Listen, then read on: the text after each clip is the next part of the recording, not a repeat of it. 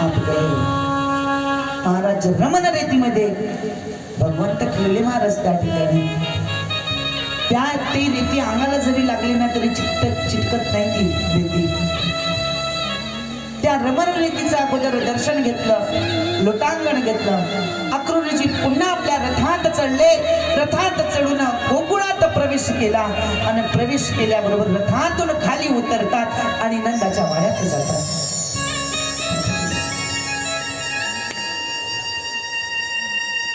रथावरून उतरले, नंदाच्या वाड्यात आले, प्रवेश करणार. नंद बाबांना आवाज दिला, नंदजी क्या घर में हो? नंदजी क्या घर में हो आप? नंद बाबा घरीच होते.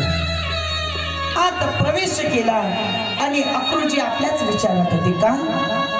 कारण या बालकांना घेऊन जाण्यासाठी आले होते.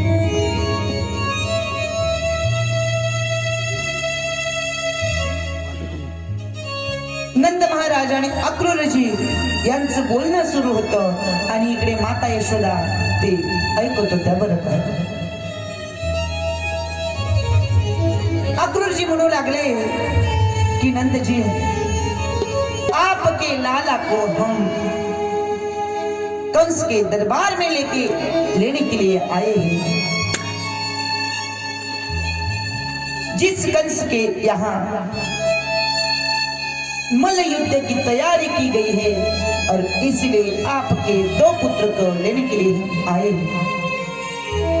और यह बातचीत होते होते माँ यशोदा ने सुन लिया कि मेरा लाला मुझे छोड़कर जाने वाला है, मुझे छोड़कर जाएगा.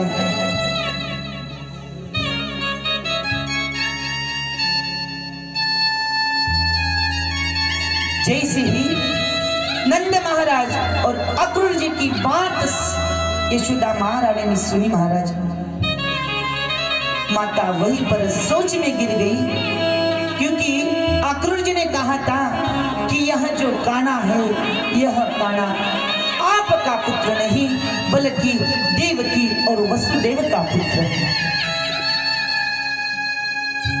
जैसे ही माँ यशोदा ने सुन लिया, यशोदा माँ रोने लगी महाराज. और शाम की 2 गोधूलि की बेला थी और गोधूलि की बेला पर कान्हा जी गोचारण कर कर अपने घर में प्रवेश करते हैं. जैसे ही प्रवेश किया महाराज, उसी समय कान्हा अक्रूर जी को कहने लगे, काका आपका आना कैसी हुआ? अक्रूर काकांना वाटलं मला काका म्हटलं, त्यांचं उदर त्यांचं अंतःकरण भरून आलं. बरोबर.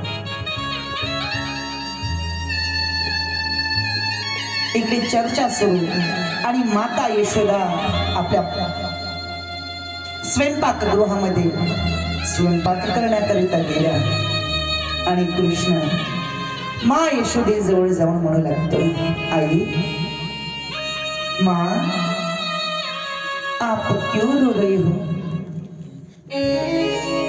आपका रोने का कारण क्या है?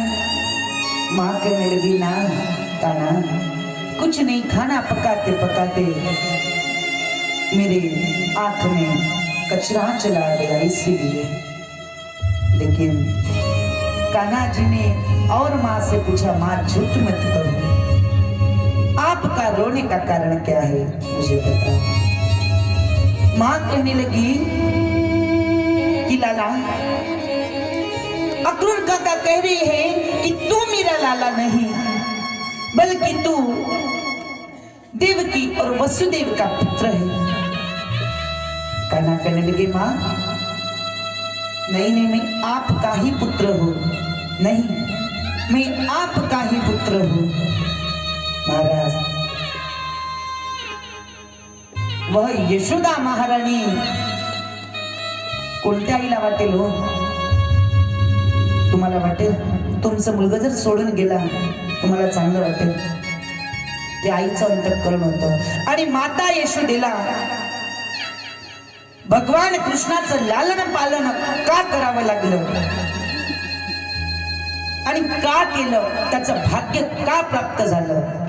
कारण आहे महाराज, माँ यशोदा यह पहले जन्म में जरा नामक एक माँ थी और उनके पति जिनका नाम था द्रोण, जरा और द्रोण जी यह ब्राह्मण थे। इनके यहाँ एक दिन इनकी भक्ति देखकर भगवान स्वयं एक भिक्षुक का रूप धारण कर मां जरा के यहाँ गए और जाकर भिक्षा मांगने लगे। पर महाराज मां जरा ने महाराज धरा जरा ने धरा। माझं लक्ष त्या कथेवर गेलं। जरा नावाची जी ज्या जरासंधाला सांगलं होतं, जराने धरा वो धरा मां और द्रोण जी इनके यहाँ महाराज खाने के लिए भी व्यवस्था नहीं थी। अब अपने यहाँ साधु जी कुछ मांग रहे हैं, उनको देना चाहिए, उनकी भोजन की व्यवस्था करनी थी। पर मां धरा के यहाँ भोजन के लिए भी कुछ सामग्री नहीं थी। महाराज आए हुए अतिथि को ऐसे ही नहीं भेजना चाहिए।